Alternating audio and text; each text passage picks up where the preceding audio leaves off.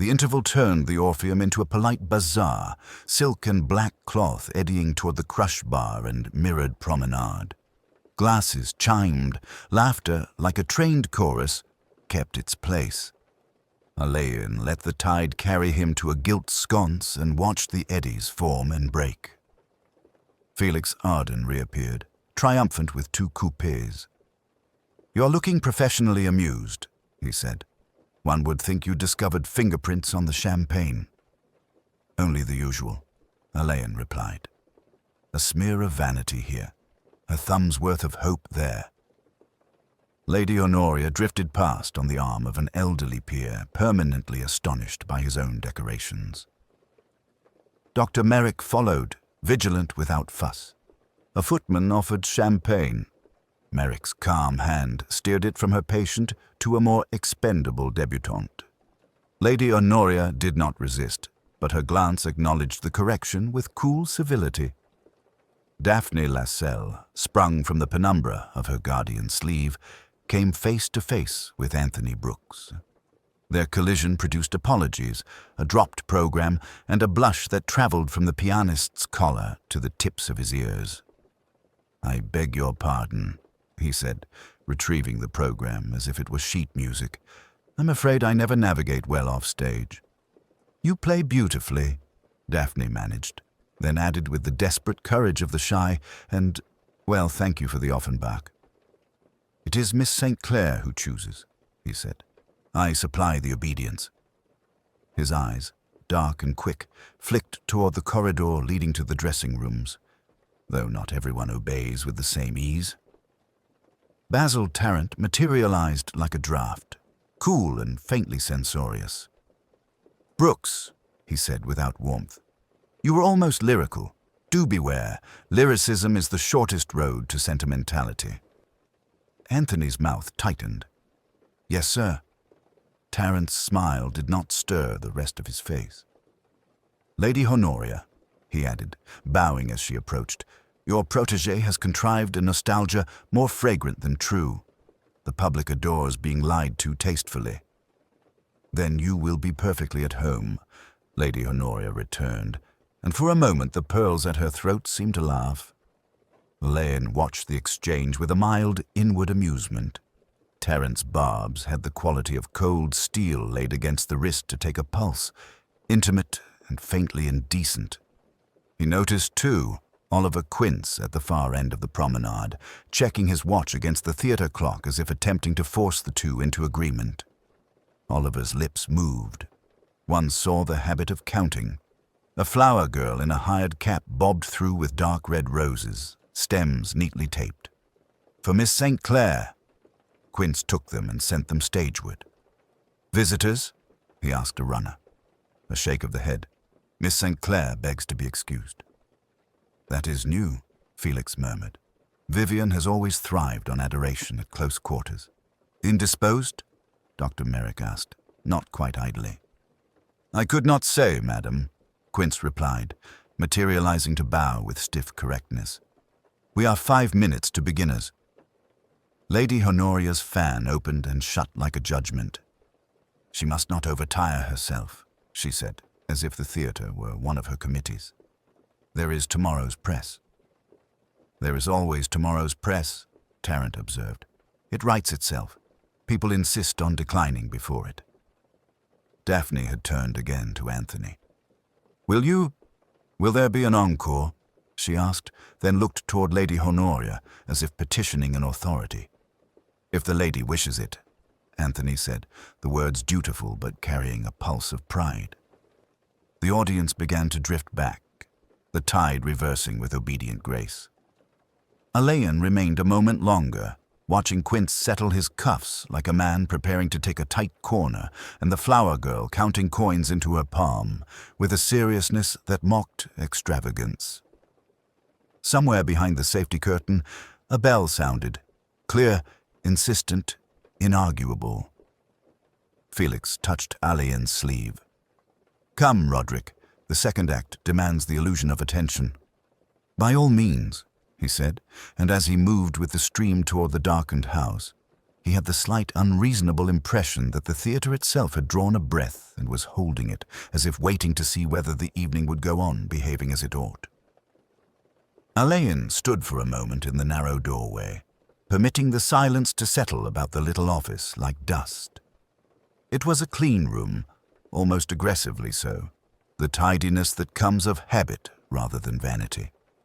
On the desk, the appointment book lay open at the evening's page, neat columns of time and duty in a careful hand, an entry at 9:20 written "Safety Q," and broken off as if the pen, resting where it fell, had interrupted its own instruction. The nib had left a small stellate blot, black and glossy, which told its own tale of a moment's abruptness. He advanced, light on his feet, but touched nothing. The electric bulb threw a hard white circle on the green baize, making a small shine of the gold watch chain that crossed Quince's waistcoat. The watch itself sat in a pocket, and Alleyn, without intrusion, noted the regularity of its soft ticking. On the shelves behind the chair, a line of prompt scripts and schedules stood like obedient soldiers. A single mug, plain, chipped, with a faint ring at its lip, had been placed on a side table. Near it, a glass bottle of ordinary theatre spirit stood stoppered. Beside that, a saucer of pins and a stick of grease paint, both innocent as props. What intruded upon the room's workmanlike odors, paste, paper, wood polish, was a breath of something sweet and faintly alien, as if a distant cupboard of scent had been opened and shut. Alleyn recognized its inappropriateness rather than its name. It hovered and was gone. He bent a fraction to consider the dead man's hand. It rested naturally enough, palm down on the desk's edge, the fingers just touching the blotting pad. No signs of a struggle, no catch of cloth at the cuff. Nothing of theatre's more dramatic finales. The collar sat straight, the tie was neatly set, and the face, oh the face, wore that odd composed vacancy that is not sleep and not repose, but an emptied likeness. "Felix," he said softly, without turning. "Will you find Dr. Merrick, and, quietly, ask Mr. Vale, the house manager, to keep things orderly when the curtain comes down. No alarms."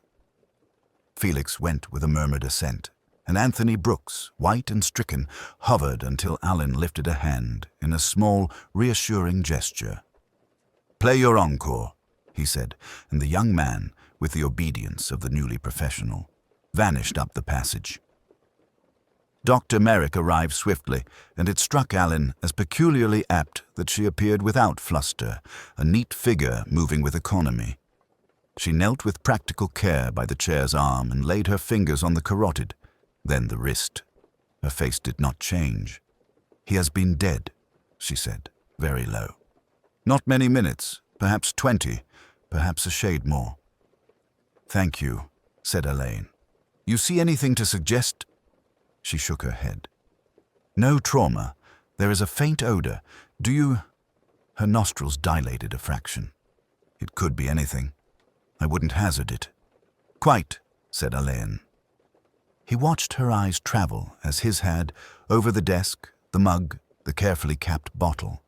She did not touch. Professional kinship, he thought. Different trades, same restraint. From the stage above drifted the comfortable roar of applause, that generalized goodwill which has no object but the relief of noise. It came subdued, as if lapped by heavy curtains. The light in the passage flickered once and steadied. Somewhere, a rope creaked. Alleyn let his gaze take in the door. It opened inward, rubbed glossy at the jamb where many hands had pushed it. The latch was easy. No marks. On the linoleum just inside, a faint scuff, crescent-shaped, like the edge of a heel turning quickly. He moved his eyes along the skirting, over the wastepaper basket's prim contents, 3 folded carbon copies, a clipped advertisement for stage paint, the paper collar of a tonic bottle, and then to the far corner where a short umbrella, furled and tied, stood to attention like a small sentry. "Who found him?" he asked, Only then, and Anthony's name was supplied from the doorway by Felix, returning with Mr. Vale, a pale, careful man with a large ring of keys and the anxious dignity of those who run establishments. "Keep your audience contented for a few minutes," Alleyn said to Vale, "and have the stage door attended. No exits, save necessity." He added as Vale paled, "We are not closing a theatre, merely avoiding a draft in the passages." Vale nodded, swallowing. Alleyn stepped back and allowed himself one more sweep of the room. On the blotter, beneath the pen, a faint smear, not of ink, but of something that refused reflection, dulled the green surface. On the appointment page, a penciled note in a different hand. "Miss St. C. to see O.Q. after number 3. The small, unshowy fact arranged itself quietly in his mind, uninsistent, merely present. He extinguished the bulb and closed the door with care. In the wings, the act finished to an outburst of warmth, as if the house wished to swaddle itself against draughts of reality. Alleyn stood, calm and courteous, and watched faces turn towards him as the backstage current altered and the night's private drama began its slower, more reticent movement towards disclosure. The green room, reclaimed from its interval gaiety, had settled into a hush that owed as much to portraits as to present company. Felix, tactful and brisk, set a little cluster of chairs, and Alleyn, apologetic yet firm, took the modest central place of a man obliged to intrude. "My thanks to you all," he began. "Routine only. We should like the evening to close with as little disturbance as possible." Vivian St. Clair, wrapped in a sable cape that made restraint look decisive, offered a small, disciplined smile. "Mr. Quince habitually visited me after the performance. When he did not appear, I assumed a backstage crisis. Oliver was—" She paused, making of the name a brief elegy. "Reliable. You saw him during the interval?" "Only at a distance. He crossed the passage and tapped his watch at Anthony. Kindly." Her gloved hand indicated the pianist. "We exchanged a word about number 3. He preferred the original tempo." Anthony Brooks colored. "Mr. Quince liked things just so, sir. I went below later for my folio. I knocked. There was no answer. The door was not locked." He swallowed, eyes flicking to Felix. "I cannot say how long. I ran for Mr. Arden." "No, sir. Only the handle," Brooks said. Basil Tarrant, who had been inspecting a cigarette with ritual care, allowed himself to be drawn in. "A pity," he murmured, "that the adept of punctuality should choose to be late for eternity." I saw Quince at the top of the basement stair as the interval ended, contemplating a tea tray as though it had offended him. I suggested lemon. He observed that milk had already been committed. Alleyn filed it, noticing the critic's fastidious sleeve, its edge marked with a faint powdery bloom.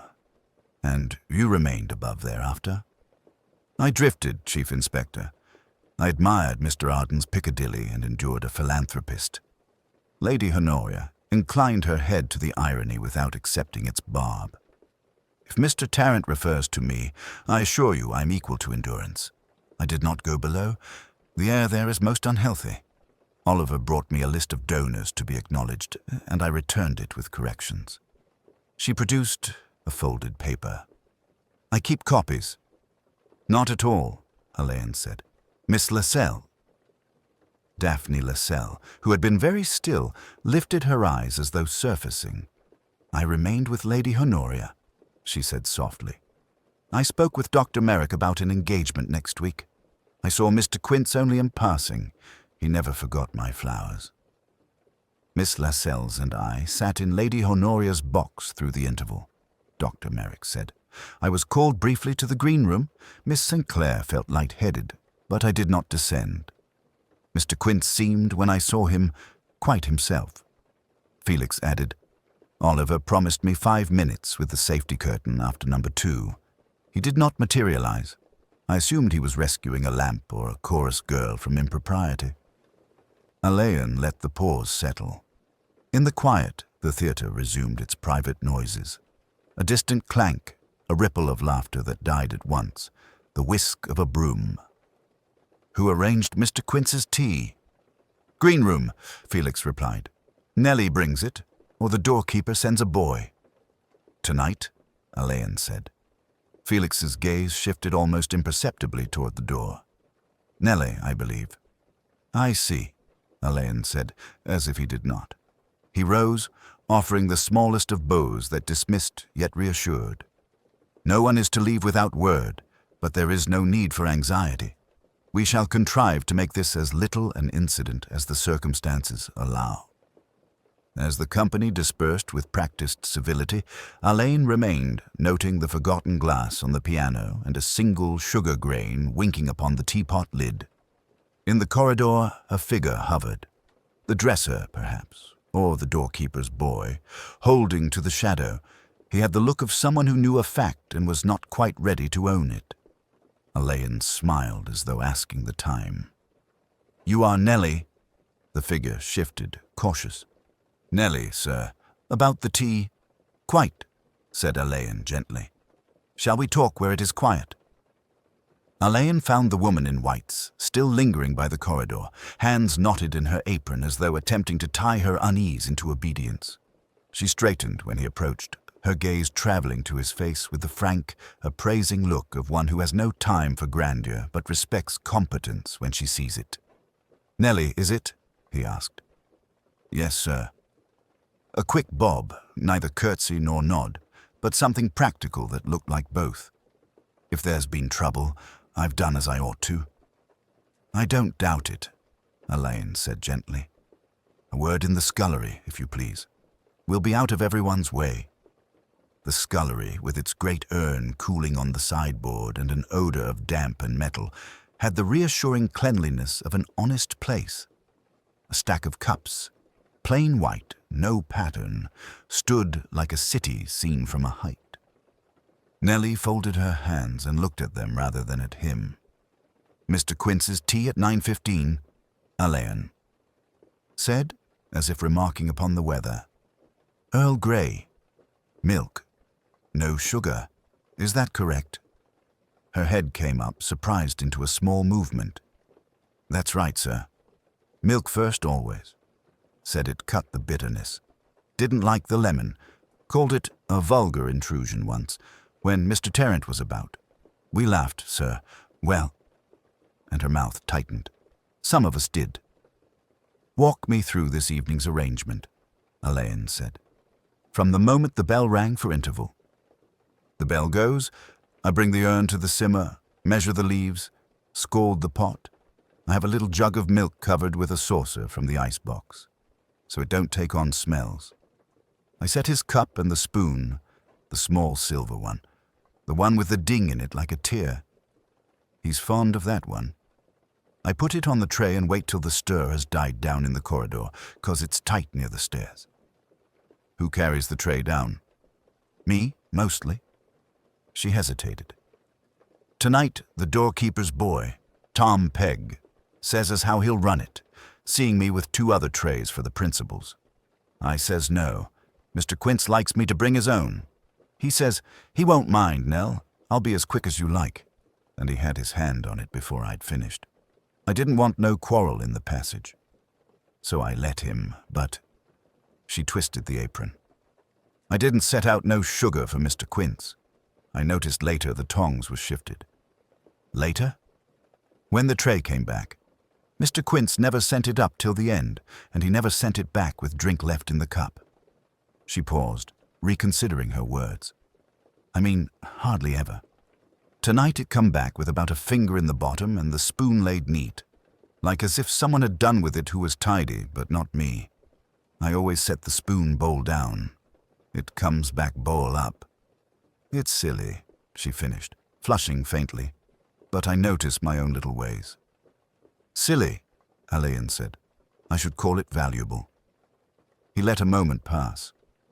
Who had eyes on that tray besides Tom? She thought. Mr. Tarrant was in the passage, talking about lemons. He'd got one in his hand. Mr. Arden's property for the bar set. He tossed it and caught it like a trick. Dr. Merrick come through and asked for boiling water for Lady Honoria's tisane. She takes a kind of herb, sir. So I left the scullery a moment. When I come back, the tray was gone and Tom with it. Tom returned with it? No, sir. It come up with a message from the stage door. Mr. Quince didn't need anything further. She lifted her eyes for the first time, troubled and stubborn.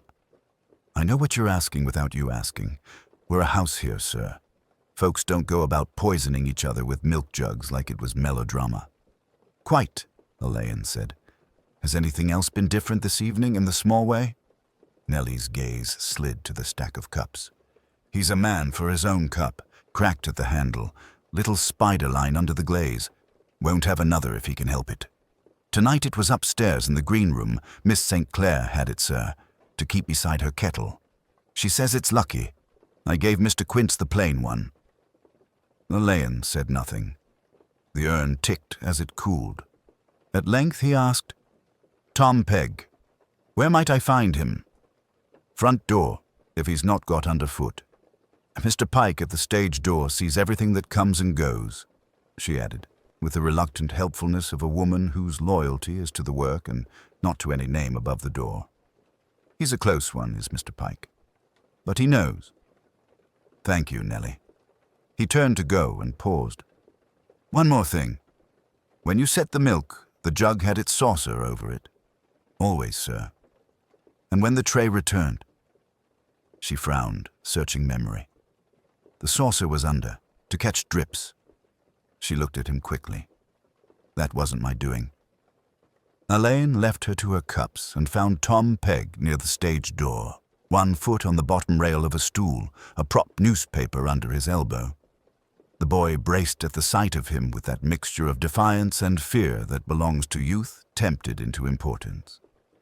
Tom, Alleyn said lightly, tell me about a tray and take your time. Tom's mouth flattened. I ain't told no lies, sir. I expect not. Begin at the kitchen, end at Mr. Quince's door. We'll see what lies between. Outside in the passage, the theatre breathed its post-performance quiet, the spaces settling into their accustomed rhythm.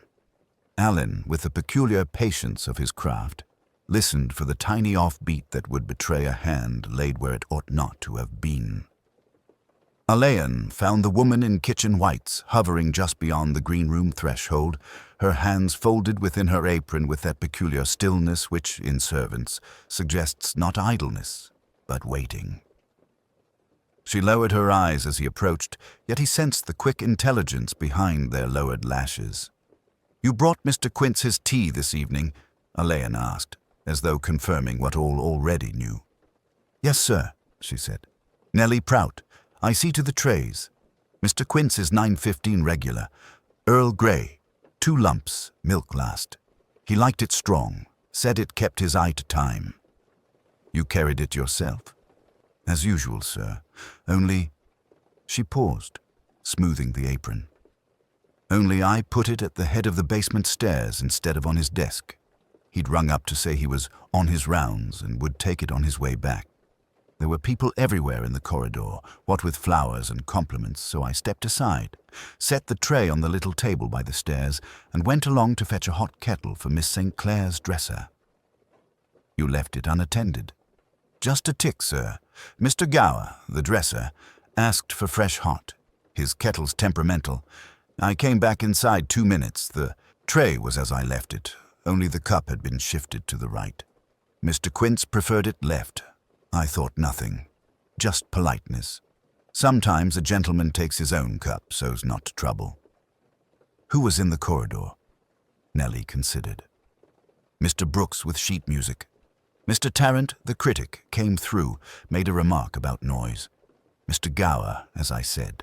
Dr. Merrick passed with her bag. The stage door boy popped his head in, and one of Lady Honoria's men, her chauffeur perhaps, waiting with a coat over his arm. It were busy, sir. Interval brings all sorts. Alleyn thanked her with a courteous nod. She made to go, then hesitated. Begging your pardon, sir. Mr. Quince never liked anyone to pour the milk for him. Said he judged it by eye. Tonight the milk jug felt lighter when I picked up the tray after. Only a shade, mind. But I've hands for weights. I shouldn't like anyone to say I was careless." "You were not," Alleyn said gently. "You were observant." At the stage door he found Mr. Pargeter, a compact man with a ship's officer's gravity and a pensioner's exactitude. "Mr. Quince had his habits," Pargeter said, in answer to a question. "He'd tap once on Miss St. Clair's door before the third number, 3 taps after. First is courtesy, second is congratulations. Tonight I heard the 1, not the 3. Did he come by your desk during the interval?" "He did. Said the safety curtain ran sweet. He had his book and his pencil. He'd a little phrase he used. 'All in order,' he'd say, and chalk it on the board. He wrote nothing tonight. I looked after." Pargeter's gaze drifted to the corridor. "He took his tea from that table by the stairs. I saw him lift the cup and set it down again. Frowned, he did. Then he went on. He wasn't a man to dither over a cup." "Anyone speak to him at that moment?" "Mr. Tarrant brushed by. Said something witty, I dare say." Mr. Quince didn't answer. Mr. Gower, Miss St. Clair's dresser, presented himself with the air of a confidential priest. His hands smelled faintly of lavender water and theatrical powder. "Miss St. Clair expected Mr. Quince," he said. "She was quite firm that her flowers were to be placed where he'd see them. There was also a note, brought by Lady Honoria's footman, with compliments. Miss folded it into her glove." He smiled, the smile of one who knows precisely how much to reveal. "A gracious gesture. Anything unusual with the kettle?" "It boiled like a storm," Gower replied. "The switch flickers. I asked for a fresh one to be safe. Miss St. Clair takes lemon, not milk. She's careful with her voice." "And Dr. Merrick?" "A sensible woman," the dresser said, with a neutrality that betrayed respect. She looked in on Miss Betweensongs. Took a pulse, purely precautionary. Alleyn returned to the green room corridor, where the detritus of a gala's afterlife persisted. Crumpled programs, a dropped glove, a scent of roses browned at the edges. He allowed the small observations to settle without forcing shape upon them. A cup shifted to the right, a milk jug fractionally lighter, a missing chalked phrase, 2 knocks without the third. Rituals, observed or broken, were the theatre's true skeleton.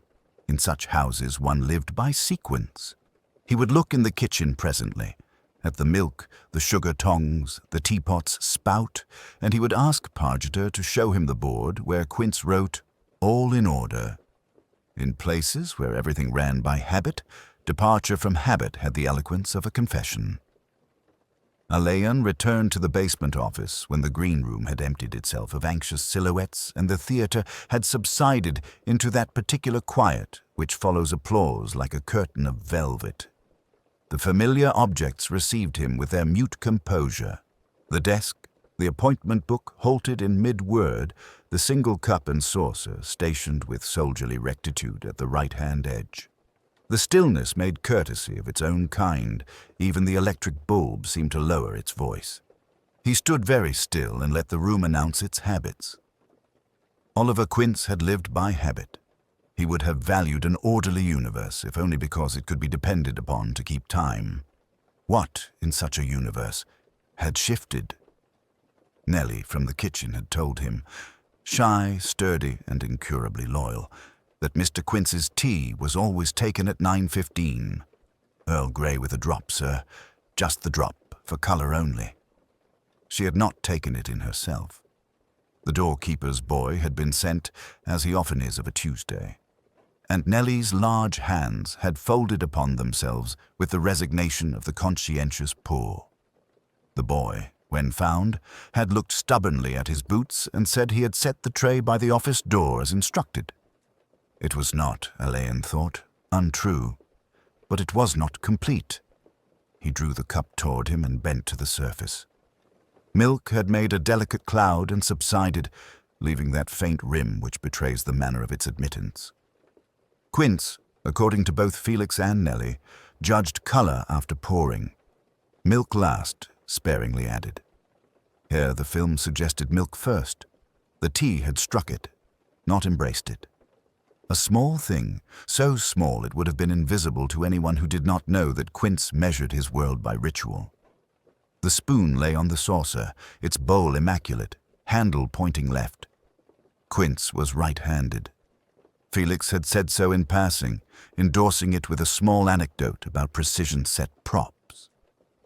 Right-handed men who place spoons without thought incline the handle to the right and set the bowl down, ready for use. The spoon's pristine bowl suggested it had done no stirring at all. Yet a faint sugar-graze ring marked the saucer's inner curve where a spoon habitually rests after use. Contradiction nested within etiquette. He inspected the tray. An elderly affair with a patched doily and a lemon slice exiled to the rim, untouched, drying at the edges.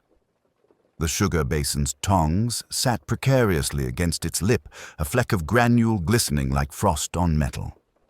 Quince did not take sugar.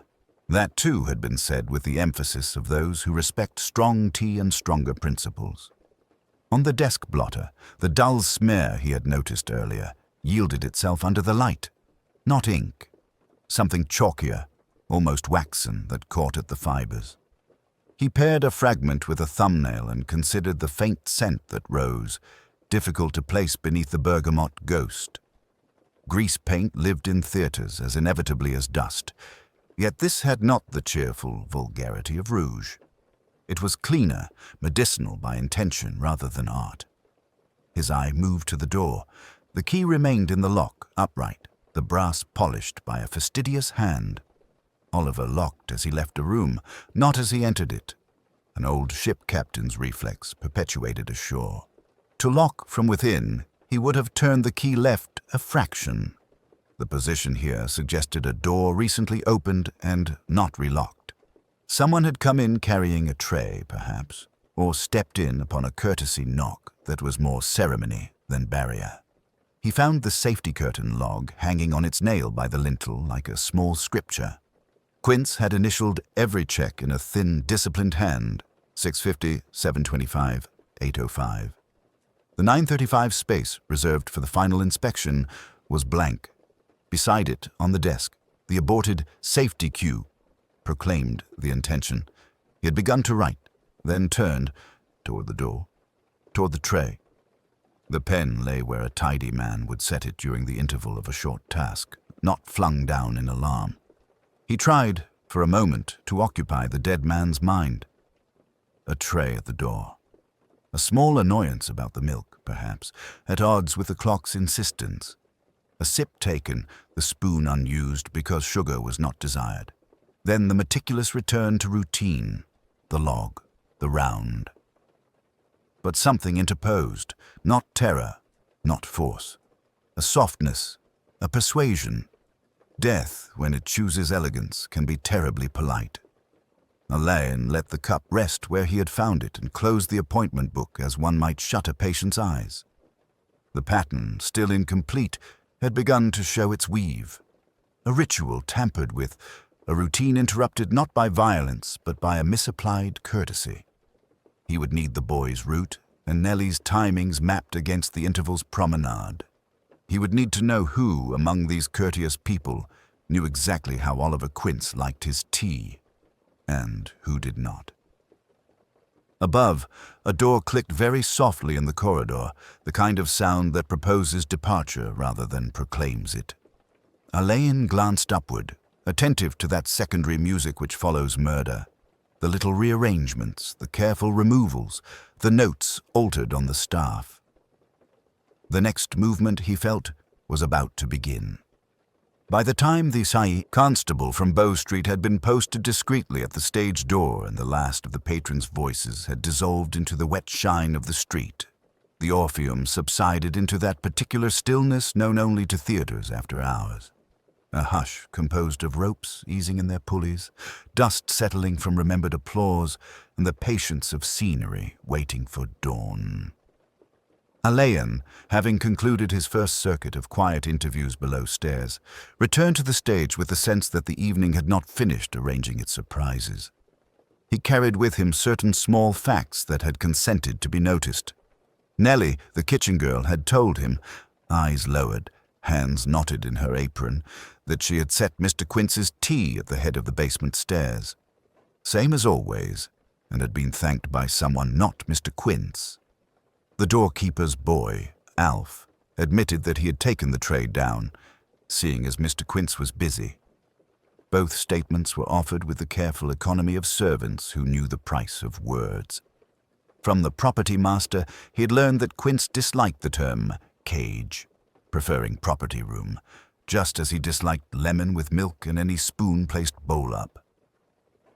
On the darkened stage, Felix stood with his arms folded, watching the safety curtain, an immense grey plane, hanging not quite fully raised.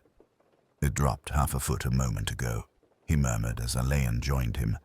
No one near the handle, a distinct little sigh, as from an old lady remembering a step she had once taken without thinking. "Machinery rarely moves without intention," Alleyn said, and examined the drum and counterweight with a courteous ignorance that concealed interest. The word on Quince's last line, safety cue, returned to him like a whisper from a page only half turned. A movement in the wings drew them toward the passage leading to the dressing rooms. Maudie, who dressed Miss St. Clair, stood there with her hand to her throat. "Inspector, if you please. Miss Vivian. She's taken a turn." They found Vivian St. Clair on a small chair outside her room, her face pale beneath its practiced color, her hands cool and yielding in Dr. Merrick's grip. The physician, who had arrived as if summoned by an instinct older than speech, had loosened the singer's collar and produced a brown bottle with impressive composure. "It is merely a faint," Dr. Merrick said without looking up. "The aftermath of exertion, the hour and, no doubt, news to unsettle even the accustomed." Her tone made of sympathy a medical instrument. Vivian's lashes trembled. "I'm perfectly absurd," she murmured, with a ghost of her stage smile. "I received a note and, well, my head has its melodramas." "A note?" Alleyn's voice did not change. Maudie produced it from the corner of the mirror, where it had been tucked with casual precision. The paper was Orpheum notepaper, the message printed in block capitals. "Please come to the properties. Cage at once. O.Q." The letters had pressed the fibers without quite tearing them, a hand that wished to be careful but had not learned how. "Who brought it?" Alleyn asked. "The doorkeeper's lad," Maudie replied, wringing her cloth. "Said a gentleman gave it him for Miss. I told him as how Miss was resting. He said it were urgent." Alleyn turned the paper as though it might speak from another angle. The faintest smear, indistinguishable in this light from the memory of a thumb, darkened one margin. The word cage sounded wrong in this context, like a misplaced note in a familiar melody. He slid the note into his pocketbook. "I did not go, of course," Vivian said, recovering herself with practiced grace. "I am not in the habit of obeying unsigned commands, merely because they invoke initials I have known for 20 years. Yet something in her eyes suggested that for one brief second she had considered the possibility of obedience. Dr. Merrick allowed her patient's hand to fall. "She will do very well with rest, Inspector, and a glass of water that is not theatrical." Felix, who had stood somewhat apart, spoke with unforced lightness. "The properties room is locked at this hour. Oliver kept the key on his person." "On his chain," Alleyn said, "which presently hangs from his waistcoat in the basement." He looked toward the shadowed corridor leading down. Still, someone wished Miss St. Clair to go there, someone who thought the word cage would do. From the stage came that small, determined cough that theater men employ to announce their presence without offense. Anthony Brooks stood by the piano, his music case at his feet, looking as if he had discovered he was the only person remaining at a party where the host was dead. "Inspector, He stopped, glanced at Vivian, and decided against confession. "I wanted to say that I shall be at my lodgings if required." "Indeed," Alleyn said. "And are your lodgings more attractive this evening than usual?" Anthony coloured. "Not especially. Only one doesn't sleep well among these walls." "Quite." Alleyn watched him go. The lid of the piano had been lowered with deft, quiet fingers. On the music rack a single page remained, weighted flat by a paper knife. It was the refrain Vivian had sung before the interval. "If you know the step, dear heart, the floor will mind you." A banal line, except that the floor at the Orpheum had minded rather too well. "Inspector." It was Alf, hat in hand, hovering at the threshold of the corridor. "About that letter, the gentleman has give it me. He had a glove on one hand. Only one. I thought as how that were queer." "Thank you," Alleyn said. He did not move for a moment. The secondary ripple had passed through the evening. No shout, no crash, only a note slid into the wrong bar. The theatre exhaled. Somewhere, a drip measured out the night in drops, as punctual as Oliver Quince had been in life. The Orpheum, drained of its audience and the agreeable murmur that had sustained the evening, lay in a hush that belonged to old buildings after performance, a breath held, a curtain waiting to fall. Alleyn stood a moment in Oliver Quince's office, absorbing again the small proprieties of the dead man's kingdom, the squared pencils, the appointment book open like a liturgy, the china cup placed just so on its saucer, the silver spoon laid parallel to the blotter's edge. Order had been the man's chosen armor. Disorder, then, would be eloquent. He found very little of it. The disturbance was all in the subtleties, the faint, untheatrical scent that was not dust or paint, the ink blot dark as a full stop at the end of the world, the penciled note in another hand. Miss St. C. to see OQ after number 3, quietly impertinent among Quince's soldierly copper plate. The penciling had a slightly round schoolroom hand, the bars of its T's too short, the loops of its Y's mean. It imitated efficiency without belonging to it. Above stairs, the green room retained a residual warmth, the echo of compliments, the displaced air of people who had smiled and then considered themselves, privately, in mirrors. There had been earlier a small ripple there, a note folded with effort at neatness, delivered to Miss St. Clair while Alleyn's interviews were in their shy beginnings. "OQ wishes to see you below. Urgent." Felix had very gently taken it from her, and, with that tact which grows on old friendship, observed that Oliver's capitals never opened quite so roundly.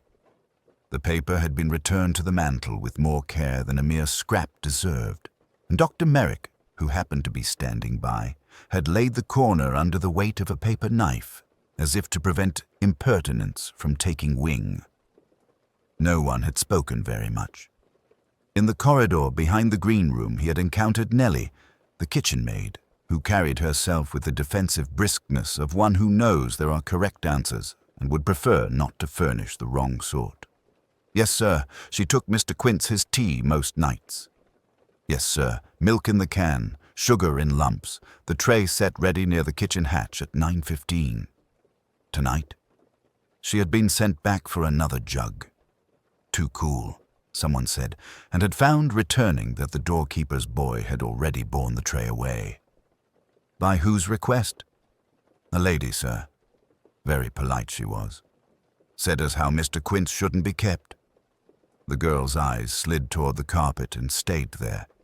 In that silence were loyalty, caution, and perhaps some fear of a world above stairs where one's good name was no more than a saucer to be laid aside. It was the ritual that beckoned, Alleyn felt, not the object. A man whose day was measured to the minute would take his tea as he took his breath. An unconsidered constant. The hand that had chosen to intervene would have known this or guessed it, and would have taken shelter in the ritual's anonymity. Poison, if poison had been used, preferred habit. Habit would carry it unquestioned to the lips. He let his mind drift back over their faces. Lady Honoria, more concerned than she wished to appear, had asked after the theatre's reputation with the courtesy of a general inquiring after the wounded. Dr. Merrick had been exact, compassionate, and curiously watchful when Vivian spoke. Vivian herself had been lovely, and her slight hesitation before admitting the appointment told its own small tale of calculations made and quickly smoothed. Basil Tarrant, amused and faintly appalled, had produced his line about lemon and committed milk with the artistry of a man who edited reality as he lived it. Felix, loyal, observant, had noticed handwriting. Anthony Brooks had trembled like a wire drawn too tight, and somewhere behind his pallor there had been a complicated arithmetic of fear and opportunity. The second ripple, the forged summons that had fluttered down into the green room, had not needed to succeed to be useful. Its existence mattered. Someone had presumed upon Oliver Quince's authority and done so clumsily. Alleyn considered the psychology of clumsiness, the hurried copyist, the one who had always written to dictate and not from habit, the person for whom the theatre's inner hierarchies were visible but not inhabited. A patron, a practitioner of the healing arts, a performer, a hanger-on. He tucked the questions away like visiting cards to be returned to later. Back in the office, he stood quite still and listened. When one is very still, rooms speak. The small crescent scuff by the door suggested a quick turn on a polished heel. The blot on the green pad had dulled to a matness no longer bright with oil. The cup's inner ring was intact, the spoon unstained, gave back a faint, sickle moon of the bulb above. He moved nothing. He let the dust, literal and imagined, settle where it wished. What he had, if he allowed himself the phrase, was not evidence but drift, those microcurrents by which a life bends toward its end.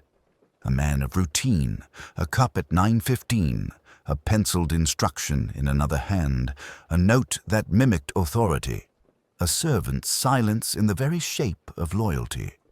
And overall, the curious pressure of concealment among people whose breeding had trained them to speak and not to tell.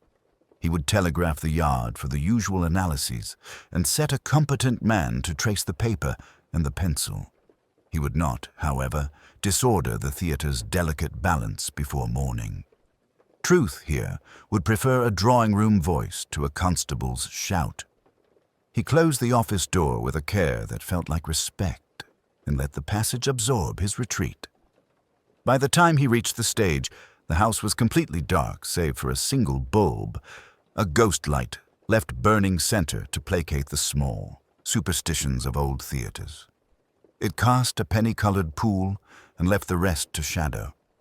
Alleyn stood within it for a moment, the emptiness rounding his thoughts. In this mild illumination, motive seemed less like a blow and more like a pressure, the steady hand that guides a cup to a mouth at the accustomed minute. He had an outline now, not of action, but of character. He kept it like a secret map, folded in his pocket. Tomorrow, with daylight and pianissimo questions, he would try its roads. By midnight, the Orpheum had settled into the hush peculiar to theaters after a performance, silence with a memory of applause in it. Rain worked at the gutters along St. Martin's Lane, and the last of the taxis coughed away. Alleyn, who disliked unnecessary bustle, arranged for a final, unobtrusive gathering in the small committee room off the green room. The company came with the resigned composure of people who have accepted that an evening cannot be set neatly back upon its shelf. He stood by the mantel, hands lightly joined, and thanked them with unforced courtesy. "I shan't keep you long. We will have a more comfortable opportunity for thorough conversation tomorrow. For the moment, only a few clarifications." Lady Honoria inclined her head without surrendering the authority of the house. Vivian St. Clair settled on a straight-backed chair, her profile pale and well-arranged under the brim of a traveling hat. Basil Tarrant remained at a distance, the line of his mouth suggesting he had stored away phrases for a column he might not write. Dr. Merrick folded her hands with a physician's economy of gesture. Anthony Brooks hovered near the door, restless as a pupil kept after class. Felix, the faithful friend, watched the company with a designer's eye for balance and weight. In the doorway, Nellie, the kitchen girl, clutched her apron, and behind her the stage doorkeeper's boy stood in guilty imitation of attention. Alleyn asked Nellie, quite gently, to describe her nightly errand. She did so, teapot filled from the big copper kettle, Earl Grey, a measured slosh of milk in the cup, the spoon laid across the saucer, sugar untouched because Mr. Quince didn't hold with it. The boy added in painful bursts that he'd carried the tray as far as the basement stairs. Mr. Quince had met him with a nod and taken it himself. "As he always done," said the boy, and looked at his boots. "A kindness," Alleyn said, "to save you the steep bit, no doubt." He did not look at Basil Tarrant, though he remembered the critic at that same landing with his talk of lemon already forbidden by milk. Ritual, he thought, and a ritual carefully imitated is never quite right. From his pocket he produced a small object wrapped in clean handkerchief linen. A key, plain and businesslike. "Found below," he said. "Caught under Mr. Quince's desk. It fits a narrow cupboard behind the prompt corner. Does it belong to anyone here?" It did not, according to their composed silence. Yet the silence was not uniform. Anthony's gaze flickered to Vivian St. Clair with a loyalty too quick to disguise. Dr. Merrick's eyes became still. Felix, prepared to be helpful, unconsciously turned toward the stage as if to supply a diagram. The key, thought Alleyn, was an irrelevance that might prove central. Cupboards guard habits, and habits are the one thing a murderer cannot borrow without mismatching the thread. "You have been admirable," he said, and meant it.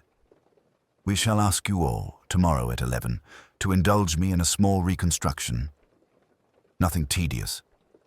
The placing of a tray as it was placed tonight, the walk from green room to stairs, the usual compliments paid and to whom. No more." He let the notion settle among them.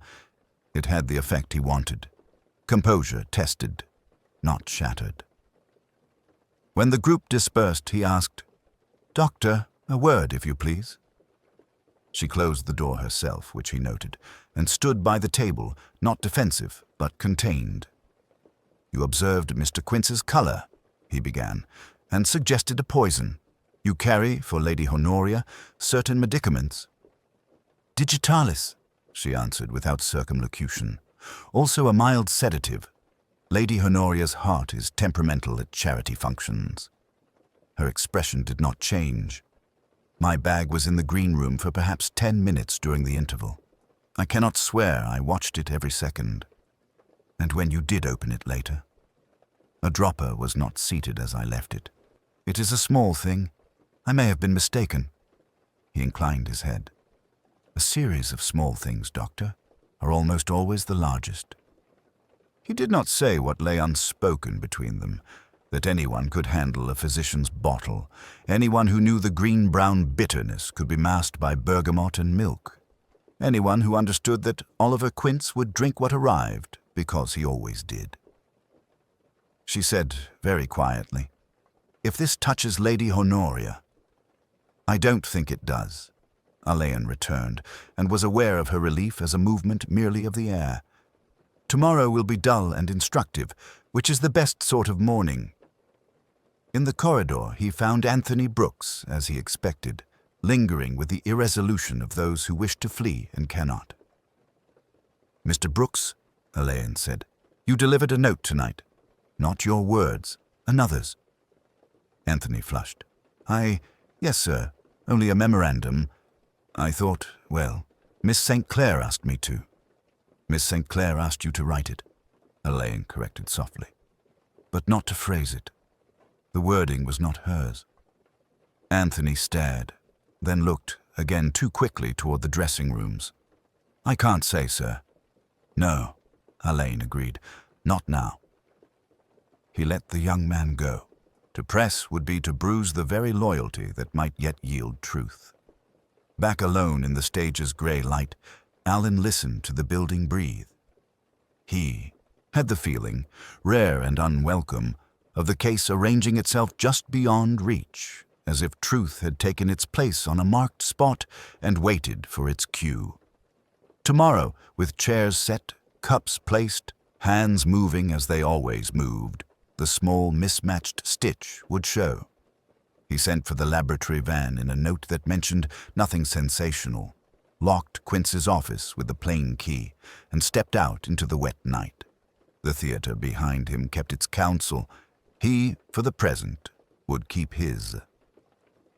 They gathered again beneath the mellow lamps of the green room, the brilliance of the evening now reduced to its sober residue. The theatrical photographs seemed to retreat into their frames, and the velvet chaise had lost its stagey opulence, becoming merely a place where one might sit and listen. Alleyn stood almost apologetically near the mantel, as if borrowing the room for a private recital. "I'm obliged to be plain," he began, with that mildness which in him carried more weight than any parade of rank. Mr. Quince died quickly, and with little disturbance. The evidence suggests a potent sedative added to his tea during the interval. Not sugar, but something that dissolved imperfectly, stirred with care, and left a faint scent, pleasant, floral. Mrs. Hartwell, hands linked, lifted her chin. "Sir, I made the tea. It was wholesome when it left my kitchen." "I know," Alleyn said. What mattered came later, after young Jimmy carried the tray toward the stairs. Someone helped. The blue-rimmed cup, Mr. Quince's talisman of order, was missing. In its place, a plain white cup. He would have remarked on it, unless the hand that offered it was one he knew. His eyes moved no further than courtesy allowed. There was also a conversation, urgent, not loud, a plea. Basil Tarrant, dry as tinder, adjusted his cuff. "One has seen pleas in this house before." "Indeed," said Alleyn. There was also the note in the appointment book, Miss St. C. to see O.Q. after number 3. Mr. Quince began to write Safety Q and never finished. On the blotter there is a residue matching the spoon's faint film.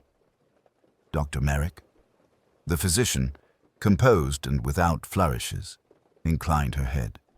A sedative cordial. Tincture of opium carried in a lavender vehicle, I think. The scent is distinctive. In susceptible patients or in excess, it depresses the respiration. A quiet death, and quick. Lady Honoria's fan, purely decorative at that hour, lay unopened on her knee. "You are saying," she murmured, "that this was no accident?" "I'm saying," Alleyn answered, "that intention is a question of mind, not only medicine." He set a small, worn ledger on the table, the sort of unshowy object that borrowed its menace from context. Mr. Quince kept this in a false back of his filing drawer. He called it his memory book. I shall not read aloud. It contains private histories no charity gala was ever meant to shelter. But it explains the interview he anticipated and the power he believed it gave him. Vivian St. Clair did not look at the ledger.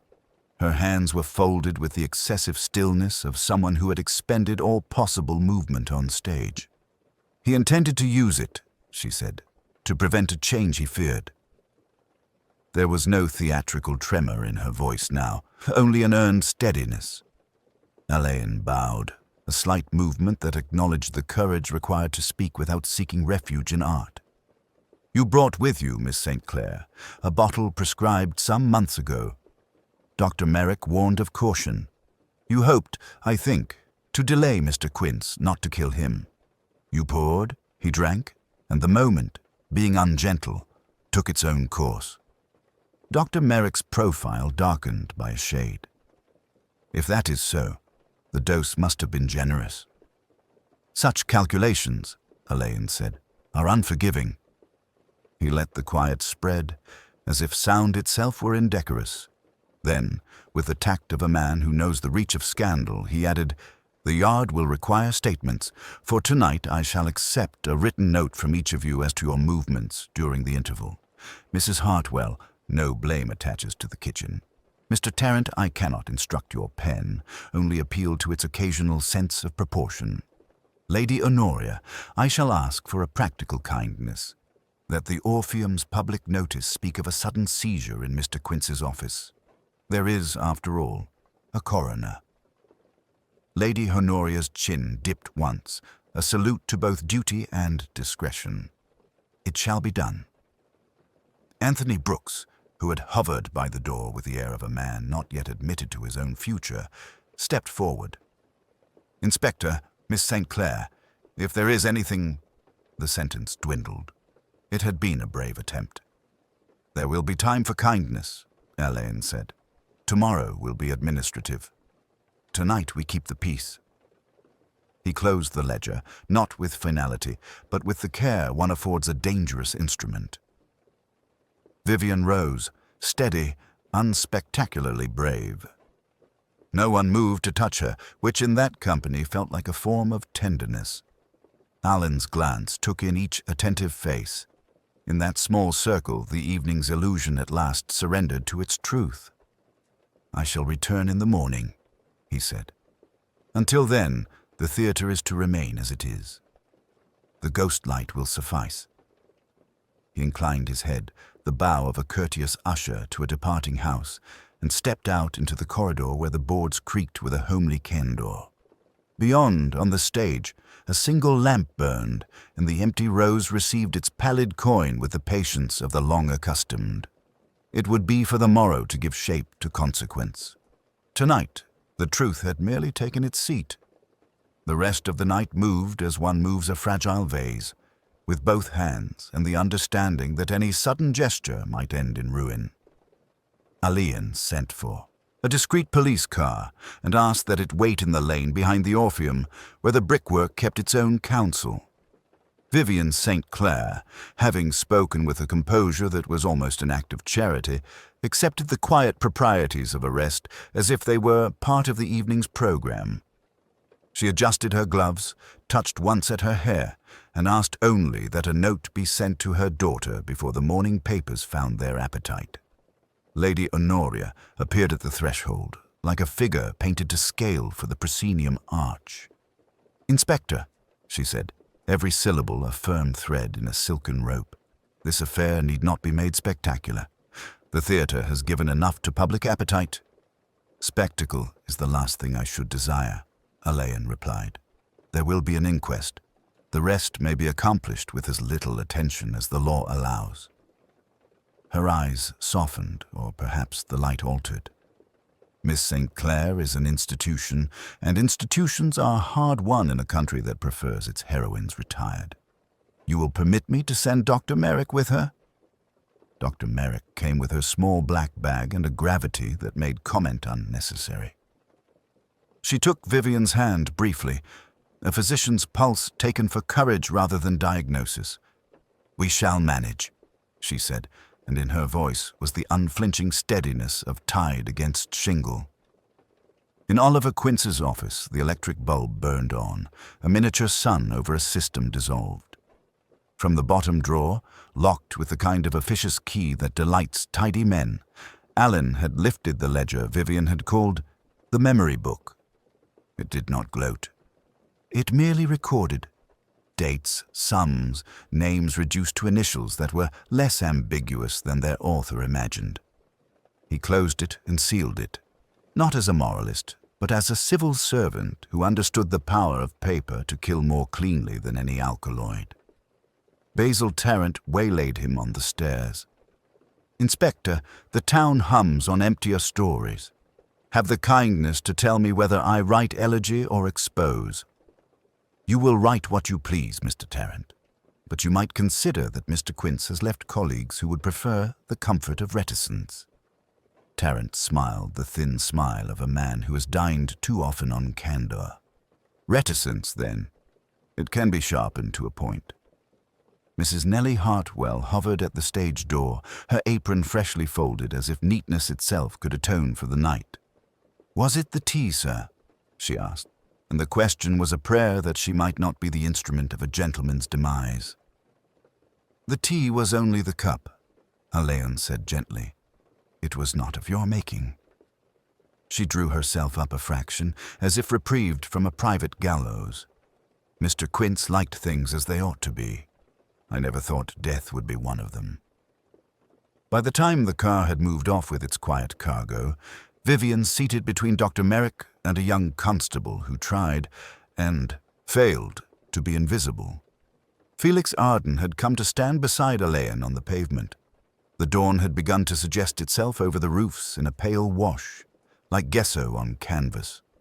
"Will they tear her to rags?" Felix asked. "Not if I can help it," Alleyn said. "But there is the law, and there is appetite. One must feed the first or the second grows unruly." And the ledger, locked, sealed, improbable to the curious. He paused. "I shall put it before the coroner with what discretion the circumstances admit. The dead have claims in decency, too." Inside, young Jimmy Carlyle polished the brass plate at the stage door with the dutiful frenzy of lads who have witnessed an adult calamity and can only answer it with shining. Lady Honoria, after a brief exchange with Tarrant that might have been a treaty, departed with the smallness of a ship seen from the cliff. Alleyn turned toward the darkened stage and kept his counsel for morning. The Orpheum lay in that tender interval between occupation and abandonment, when a building exhales the last of its borrowed vitality and remembers itself as timber, plaster, and dust. Alleyn stood alone in the dress circle and watched the safety curtain, newly checked and obedient at last, hang with its immense discretion between gilded house and black backstage. He found himself thinking of Oliver Quince's last unfinished notation: safety cue. A practical man arrested in mid-word, like an actor frozen on a prompt. The mechanics of aftermath had proceeded with their customary, muffled efficiency. Vivian St. Clair, composed to the end, had been taken away without commotion. Dr. Merrick, who had spoken with grave clarity about the sedative's potency and its betrayal by excess, departed into the cool night with a physician's loneliness about her shoulders. Lady Honoria remained briefly, issuing 3 quiet instructions that would prevent vulgar speculation before breakfast and raise £2,000 for the theatre's Widows' Fund by luncheon. Felix lingered with the gentleness peculiar to certain artists, patting the scenery as though the painted streets might feel the want of their familiar stage manager. Alleyn, with the reflective obedience of a tidy mind, returned the evening to itself in proper order. Mrs. Hartwell and Jimmy Carlyle had given their statements.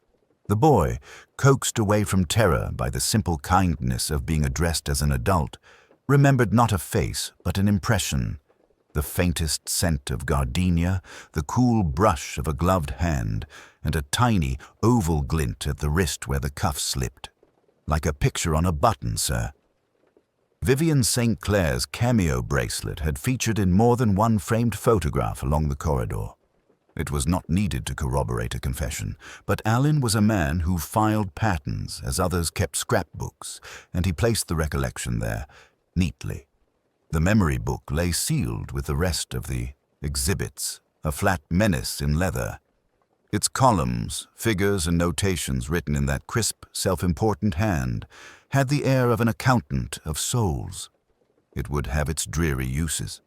A page here might steady an alibi. A line there would answer some whispered question, long since grown stale.